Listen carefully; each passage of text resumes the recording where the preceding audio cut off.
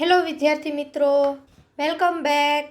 આજે આપણે ધોરણ 8 વિષય હિન્દી એમાં પાઠ નંબર 5નો અભ્યાસ કરીશું. સવાલ બાલમન કે જવાબ ડૉક્ટર કલામ કે સવાલ બાળમનના અને જવાબ ડૉક્ટર કલામના. જુઓ એમાં આપણે જોઈએ. પ્રશ્નકર્તા એટલે કે પ્રશ્ન પૂછનાર આર અરવિંદ, કક્ષા 3, સેન્ટ મેડલ સ્કૂલ કે સેન્ટ મેડલ સ્કૂલનું નામ છે જે ચેન્નઈમાં આવેલી છે, અને કક્ષા 3 એટલે કે 3જા ધોરણના વિદ્યાર્થીઓ ડૉક્ટર કલામને પ્રશ્નો પૂછે છે. જો क्या आप अपने बचपन की कोई યાદગાર ઘટના હमें સુના सकते हैं? કે આર અરવિંદ નામનો છોકરો છે, ધોરણ 3માં ભણે છે, તે ડૉક્ટર કલામને પૂછે છે કે શું તમે તમારા બાળપણની કોઈ યાદગાર ઘટના અમને સંભળાવશો? એટલે ડૉક્ટર કલામ જવાબ આપે છે. કક્ષા 5वीं के मेरे शिक्षक श्री शिव सुब्रमण्य अय्यर की एक बात मुझे याद है. કે ડૉક્ટર કલામ જવાબ દેતા શું કહે છે બાળકને કે હું ધોરણ 5માં હતો ત્યારે મારા શિક્ષક શિવ સુબ્રમણ્યમ અય્યર હતા, તેમની મને એક વાત યાદ આવે છે. एक दिन कक्षा में वे हमें यह बता रहे थे कि कोई पक्षी कैसे उड़ता है. કે એક દિવસ જે આ ડૉક્ટર કલામના ટીચર છે સુબ્રમણ્યમ, તેઓ એમને કહેતા હતા કે પંખીઓ કઈ રીતે ઉડે છે, એટલે પંખીઓની ઉડવાની ક્રિયા વિશે સમજાવતા હતા. उन्होंने हमें रामेश्वरम के समुद्र तट पर ले जाकर इसका जीवंत उदाहरण दिया. કે પક્ષીઓની ઉડવાની ક્રિયા કઈ રીતે ઉડે છે એનું જે આ ડૉક્ટર કલામ છે એમના ગુરુ શિવ સુબ્રમણ્યમ અય્યરે તેમને સમુદ્રના કિનારે લઈ ગયા અને તેમને ત્યાં પંખીઓ ઉડતા હોય એ ઉદાહરણ બતાવ્યું. वह ऐसी यादगार घटना थी जो मेरे मन मस्तिष्क में हमेशा के लिए बैठ गई. इसी से मुझे आगे विज्ञान पढ़ने की प्रेरणा मिली. કે પક્ષીઓ કઈ રીતે ઉડે, પંખીઓ એ તો વિચાર આવે જ, અને તેનું જીવંત ઉદાહરણ ડૉક્ટર કલામને કોણે આપ્યું? એમના ગુરુએ, અને તેનાથી તેઓ પ્રેરિત થયા વૈજ્ઞાનિક બનવા માટે. જો આગળ બીજો છોકરો પ્રશ્ન એટલે કે બીજો વિદ્યાર્થી પ્રશ્ન પૂછે છે. સરયુ મકર એનું નામ હતું અને એ 5મા ધોરણમાં ભણતો હતો. એણે કઈ શાળામાંથી હતો? તો વાલ્મીકી નગર હિન્દી માધ્યમિક શાળા નાગપુર. ન્યાનો આ બાળક એટલે કે વિદ્યાર્થી હતો તે પ્રશ્ન પૂછે છે ડૉક્ટર કલામને.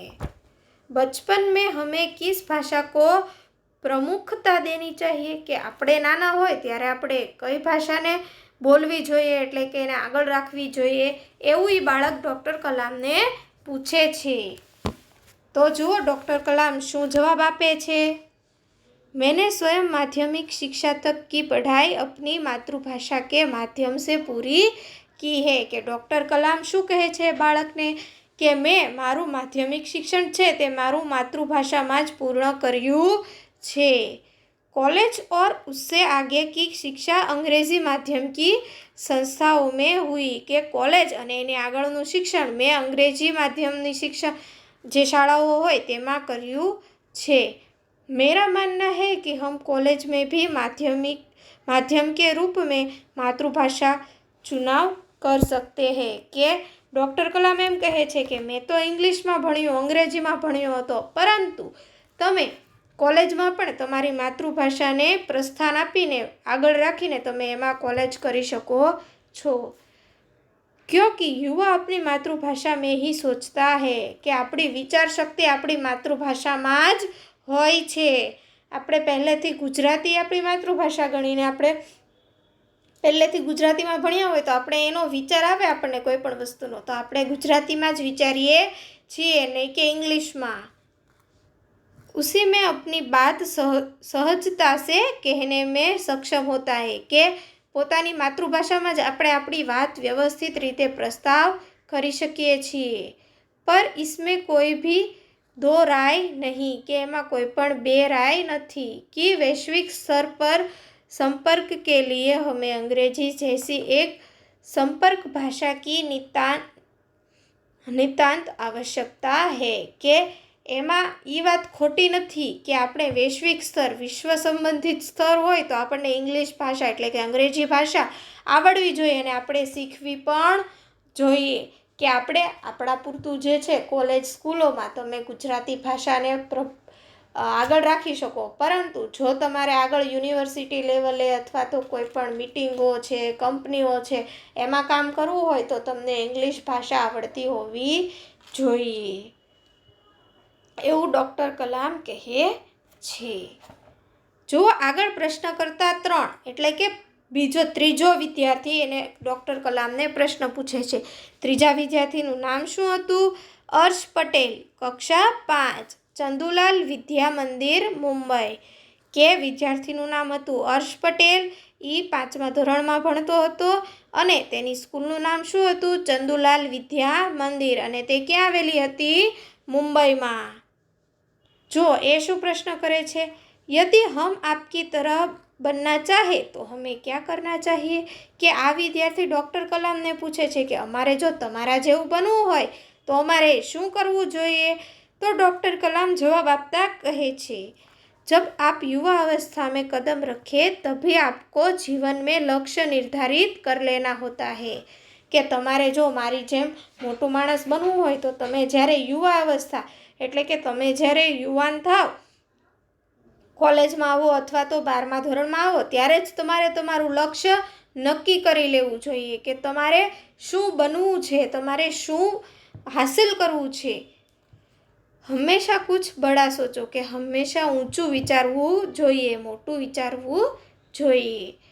जैसे ही यह अनुभूति हो कि आप आखिर बनना क्या चाहते हैं, કે તમને જેવી ખબર પડી જાય કે તમારે શું બનવું છે, તભી સે ઉસ દિશા में और आगे बढ़िए, કે તમારે ત્યારથી જ એ દિશામાં આગળ વધવું જોઈએ.